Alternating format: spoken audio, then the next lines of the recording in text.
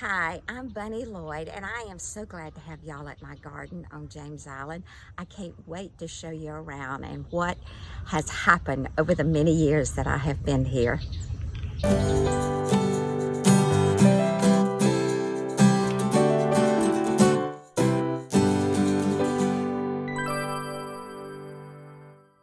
We moved here in 1989, and if you're a Charlestonian, you know what happened that year. A few months later, we had a home that I was looking forward to the garden. I had big, believe it or not, 3 huge pine trees in here that were really not crazy about pine trees, but I liked them there. It gave me shade. And I had put down grass. I really hadn't started too much on landscaping, but Hugo came and completely wiped us out. Everything was destroyed. The pine trees were down, and the back of the yard. I had a huge oak tree that just had the great sprawling limbs. So we had so much of the water from the back that that tree eventually died, and we had to take it down. But what's amazing, all 3 of those trees in the back have come up since Hugo, between the palm tree, the pine tree, and this oak tree. So, and I planted these wonderful Sylvester palms that were just, I bet they were about 4 feet tall, and they've been in the ground maybe 8, 9 years, and they have grown huge. And more people stop and ask me, what are those palm trees? So I have really enjoyed them. And as you can see, my garden has completely evolved over the years. It's kind of become an addiction. I'd rather be out here than in that house. And I'm constantly thinking, I even wake up in the middle of the night thinking, what am I gonna do the next day? I gotta plant this, and I gotta go to Hyams. But anyway, it's been, as you all know, the garden is a wonderful place to be, and I thoroughly enjoy it. And I'm so eager to show you what I do have. Keep. No, you're good. You're good. Okay. As we walk down this little area right here, you can see that I absolutely adore these chartreuse elephant ears.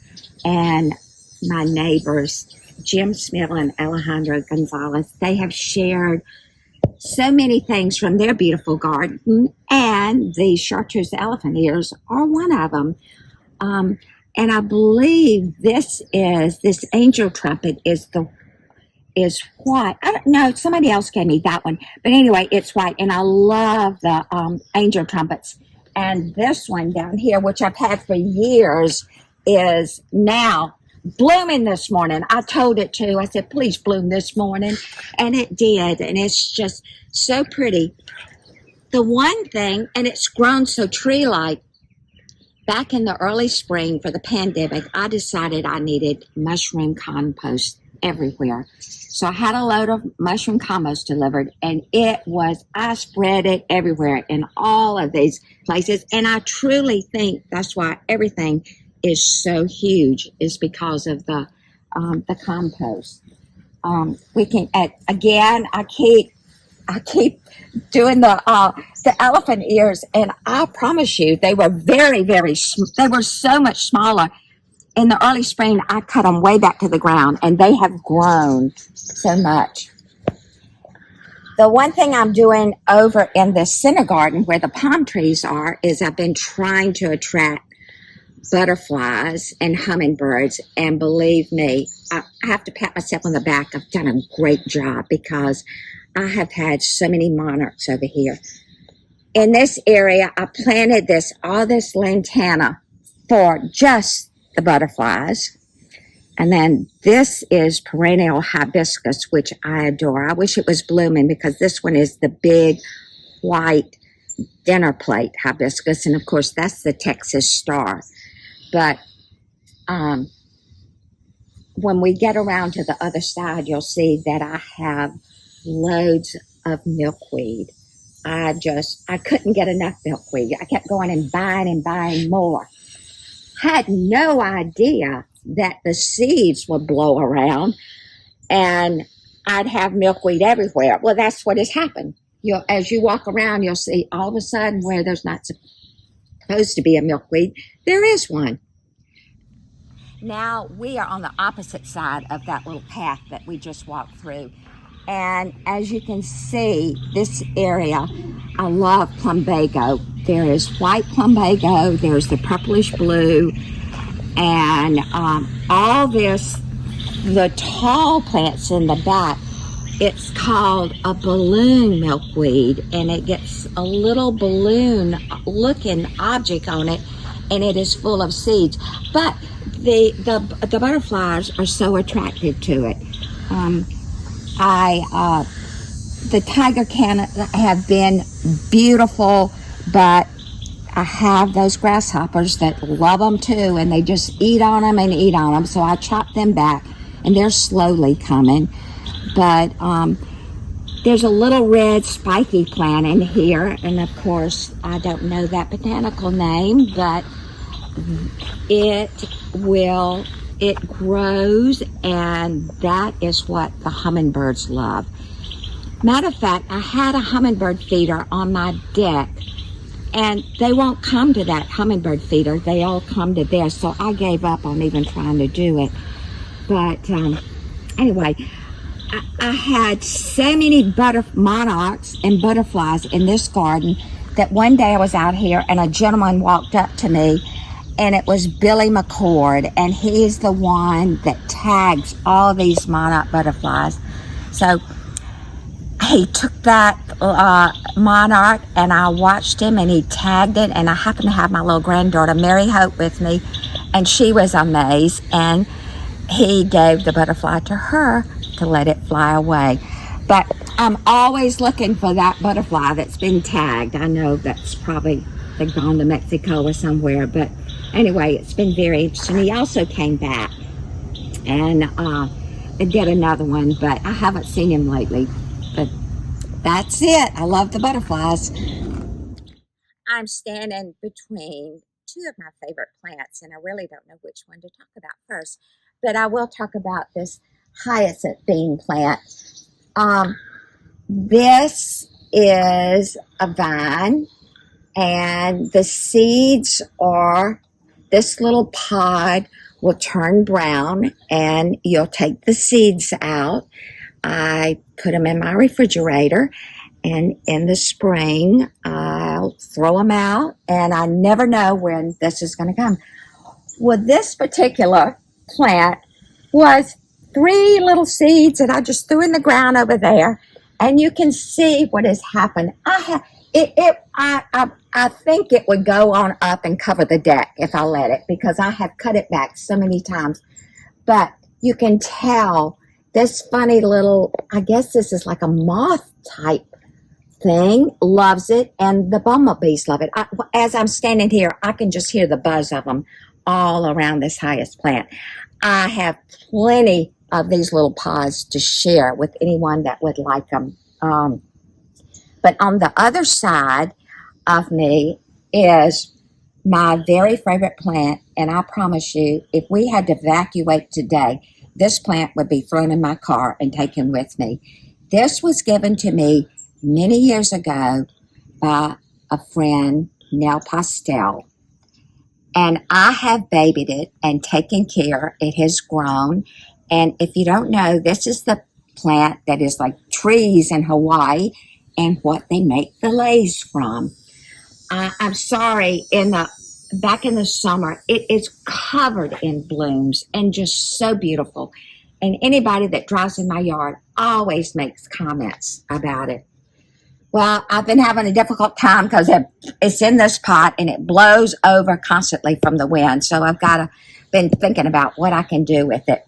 But there's another one over there that's more of a reddish bloom. It hasn't bloomed as much as this one, but a friend brought that to me from Florida because she knew it. I really can't find these plants anywhere in Charleston, but I have really enjoyed it.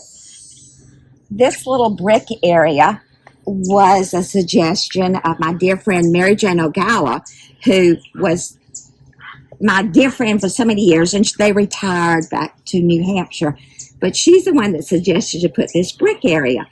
And all these years, I have filled it with beautiful flowers, Gay's Delight coleus. And then I said, I think I would really rather eat. I love okra. So I planted okra in here. And the okra grew to the top of the roof. And I picked okra every day of my life in the summer of last year. This year I planted okra and it didn't do as well. So I have learned there's something to that crop rotation, which I will definitely put that in my notes to remember. But this is my fall garden, and I'm so excited because I have never planted any of this. And my neighbor, Karen, has been so helpful. She and I have been sharing, doing gardening. And so I have fennel. I have watermelon radish. I have beets that are coming up. I have cilantro, which I use all the time in the kitchen. And then the one thing that hasn't even popped up yet is spinach. So maybe it's slow. But anyway, I love the flowers, but I'm a little more excited about eating all this. But you can see we live on the marsh, and there's nothing better than to look at it, this beautiful marsh grass, and how it changes with the season. It's not fun to live here when there's a lot of high tides, because we do have that.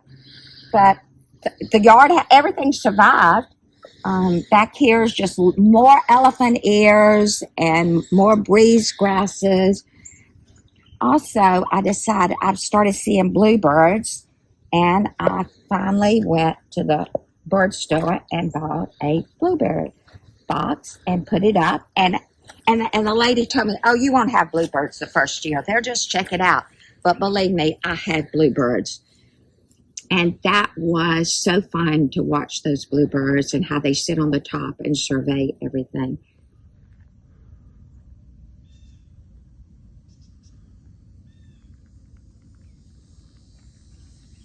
This is the side of my yard that faces the street that so many people see as they walk by, going to the park or the yacht club.